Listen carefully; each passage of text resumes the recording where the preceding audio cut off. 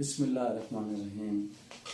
जो हम पेशेंट देखते हैं, बाज़ का कोई पेशेंट ऐसा आ जाता है जिसके मुतल्लिक बीमारी के मुतल्लिक या उसकी बीमारी को ठीक होने से मुतल्लिक या उस बीमारी का इलाज कितना है उससे मुतल्लिक हम छोटी वीडियो बना देते हैं। कोशिश ये होती है हमारी कि हम 5, 6, 7 मिनट की वीडियो बनाएं, इससे लंबी नहीं बनाएं क्योंकि इससे लंबी फिर सुनना करना मुश्किल हो जाता है। तो ये बच्चा चूँकि आया है तो हमारे लिए तो एक सब्जेक्ट हमें मिल गया कि इसकी भी बनानी चाहिए, क्योंकि आई के अलावा शायद हमें और दुनिया आती नहीं है, तो आई की हमें सारी समझ है। तो इस बच्चे को देखने के बाद हम इस रिज़ल्ट पे पहुँचे कि इसको अंदराते की तकलीफ़ है। तो इस वीडियो को भी हम पुरानी वीडियो की तरह इजाज़ जावेद लाख के नाम से हमारा यूट्यूब चैनल है, उस पर हम रख देंगे और वो सुनी जा सकती। तो उर्दू में इसको कहते हैं अंदराता, ये लिखा है। अंदराते का मतलब है कि बच्चे को रात को मज़ीद कम नज़र आता है दिन की निस्बत, दिन में भी कम नज़र आता है और रात में भी मज़ीद कम नज़र आता है। तो ये हमने कहाँ से जाना, क्योंकि बच्चे के बाकी बहन भाई ठीक हैं, तो इसलिए हमारे लिए बड़ा मुश्किल हो रहा था, और बच्चे के पेरेंट्स भी ठीक हैं कि ये बच्चा इसको अंदराता है या नहीं है। दूसरा, बच्चे को ईयर प्रॉब्लम है और बोलने का प्रॉब्लम है। ये 3 चीज़ों से हमें शक पड़ा कि ये बच्चा, चूँकि पेरेंट्स कह रहे हैं कि इसको कम नज़र आता है, रात को कम नज़र आता है, मोबाइल पे ज़्यादा बैठा रहता है, तो इसको सुनाई नहीं देता। और उन्होंने जब वो डिवाइस निकाली ईयर के लिए तो मुझे 90% श्योर हो गया कि इस बच्चे को फलां बीमारी होनी है, और होना भी चाहिए। इसमें कोई मेरा मंत्र नहीं है। अगर मैं आई स्पेशलिस्ट हूँ और मैंने किताबें पढ़ी तो I must be knowing that. जब उसको ईयर का प्रॉब्लम आ गया तो मैंने कहा यार इसका देखते हैं इसका पर्दा कैसा है, और पर्दे के साथ अगर हमें हिस्ट्री मिल जाती तो हम शायद पर्दा भी ना देखते, क्योंकि हिस्ट्री नेगेटिव थी और बच्चे की बहनें हैं वो ठीक हैं, बच्चे की माँ ठीक है और बच्चे का फादर भी ठीक है। ईयर का मसला था तो मैंने अंदर से उसको देखा, उसकी आँख को, तो उसमें हमें जिसको हम कहते हैं बोन स्पैक्यूल, काले काले निशान हमें नज़र आए उसके पर्दे में, राइट आई में भी लेफ्ट में भी।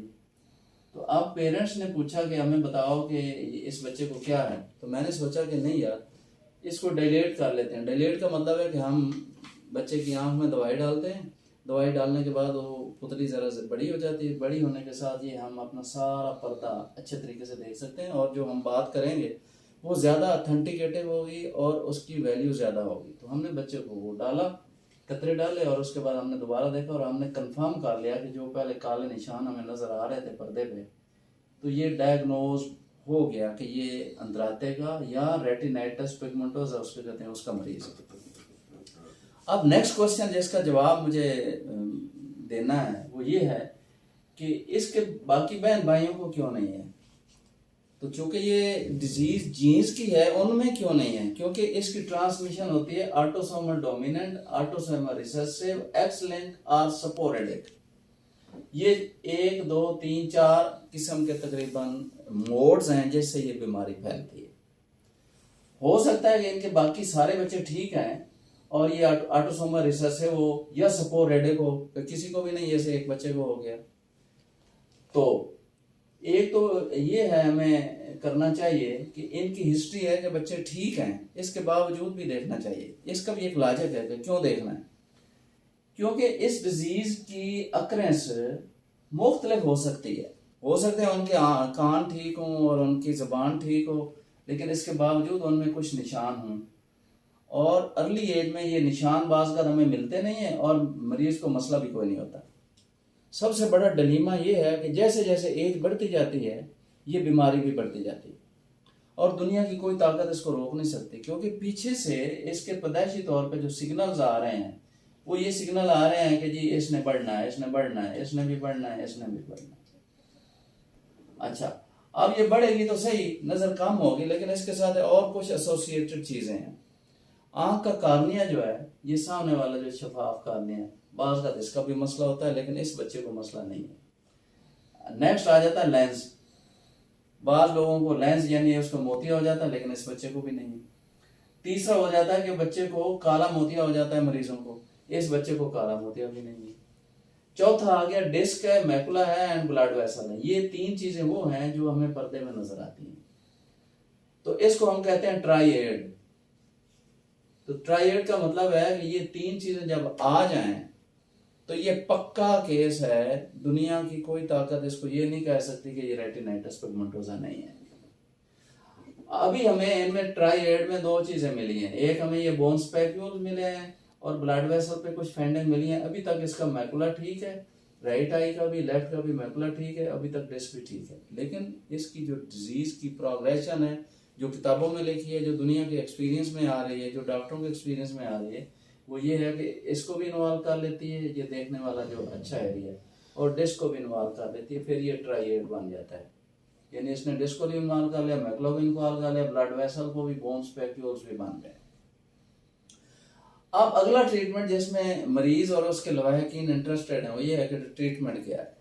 अब मुझे बताओ, ये सिग्नल जो पीछे से आ रहे हैं, जो इसको कह रहे हैं कि आपने ये काम करना है, ये बिजली का सिग्नल आ रहा है, आपने ये काम करना ही करना है, तो इसको कैसे करें?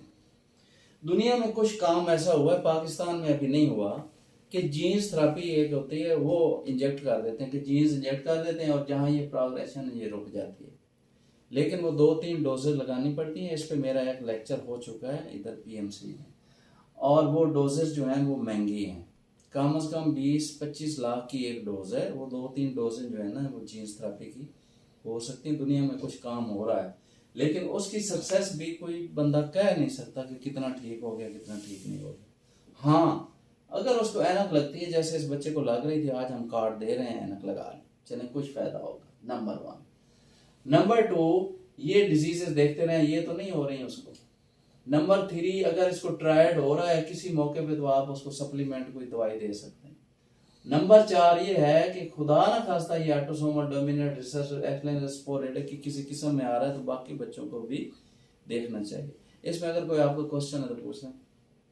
कोई बात नहीं, बस ये है कि ट्रीटमेंट है तो मैं बता दें। ट्रीटमेंट वो है जो मैं बता रहा हूँ, जीन्स थेरेपी, और वो महंगा है, अभी पाकिस्तान में कोई नहीं हुआ।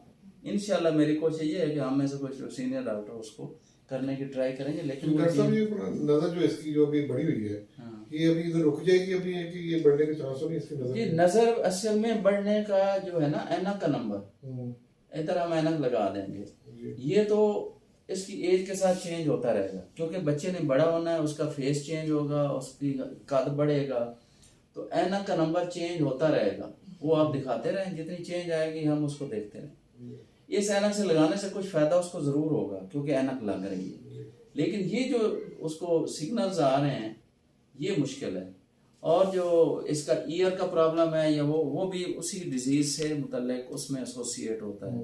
तो जैसे मैंने कहा कि उसको हमें डायग्नोज करने में ज़्यादा आसानी हो रही थी कि जब बच्चे को आप ईयर लगा रहे थे डिवाइस, उससे मुझे आइडिया हो रहा था कि इस बच्चे को ये प्रॉब्लम हो सकती है।